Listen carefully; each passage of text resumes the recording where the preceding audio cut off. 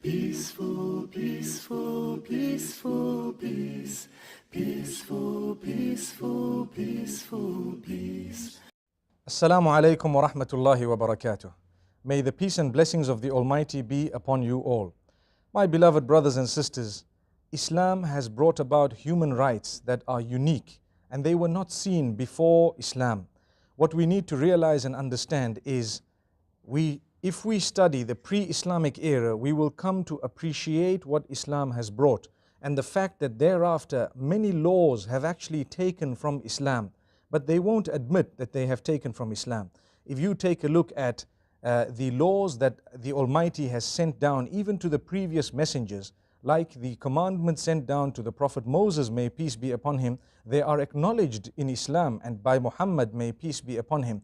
Take a look at the law of, for example, life for life. If a person murders someone and it is proven beyond any doubt whatsoever, then Islam teaches us that that particular person's life is now in the hands of the heirs of the person whom they have murdered.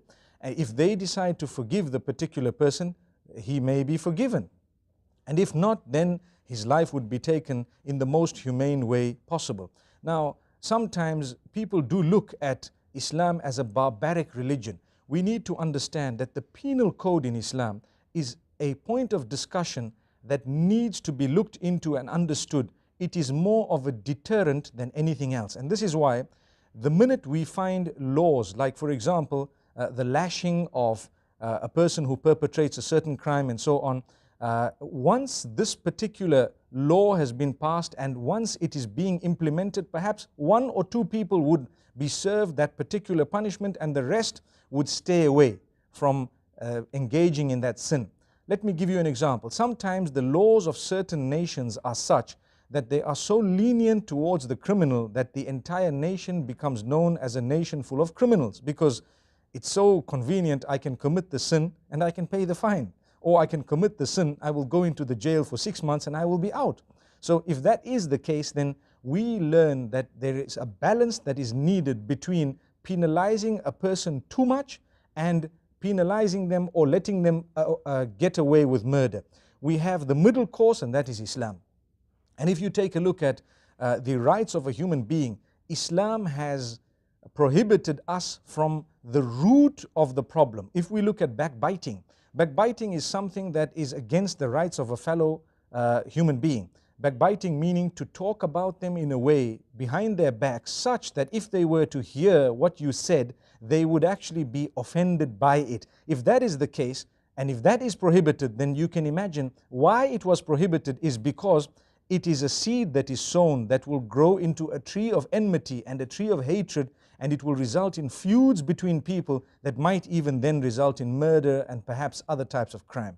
So do not backbite, do not slander. It is against the rights of your fellow human beings to slander them, to lie about them, to cause harm to them, to oppress them in any way, to usurp their wealth. And this is why the famous statement of Muhammad sallallahu alaihi wasallam is that the two people who are dealing with one another should be happy with one another's dealings, should be happy with the deal in order for it to be permissible.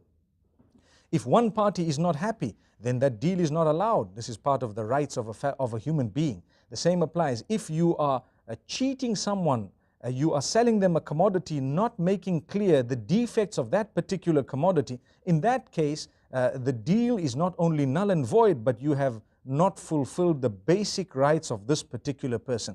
Everyone has the right to life, and everyone has the right to be treated as an equal and a human being, in the sense that no cheating, no deceiving, no oppressing in any way. This is Islam. And this is what Islam has come with. It is actually the basis of Islam. And to be honest, this is what has made Islam spread across the globe. If you take a look at the Southeast Asian region, it is recorded in the books of history that the business people who were Muslim, had actually gone there in order to engage in business dealings.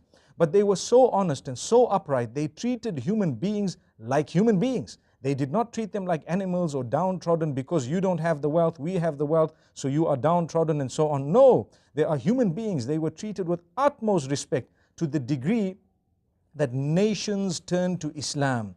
and they saw how beautiful these people who had come to us treated us, and how in the business deal we also gained, we were happy with the deal, and they also gained, they were very happy with the deal. This is Islam. And this is what we speak about when we say human rights. It's a basic human right. It is something that everyone would need. I need to survive. I need wealth. I need some form of sustenance. I'm not allowed to earn through cheating someone else. That might be considered clever in today's community and society, but Islam says no, it will bring about no blessings. If you consume that which you think you've earned in a clever way, yet you had cheated someone in order to achieve that, remember, it will be null and void of any blessings, and it might bring about that which would be detrimental and destructive to you and your family. And this is something that Allah subhanahu wa ta'ala has actually taught us, and Muhammad, may peace be upon him, stood up for. These are just some of the rights. The same applies to all other creatures of the Almighty.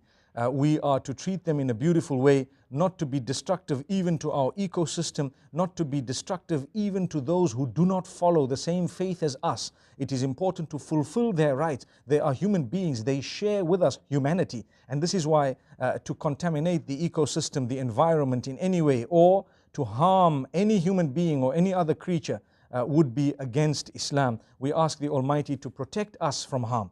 What is important also is a very great statement made by Muhammad, may peace be upon him, wherein he says, La darara wa la dirar.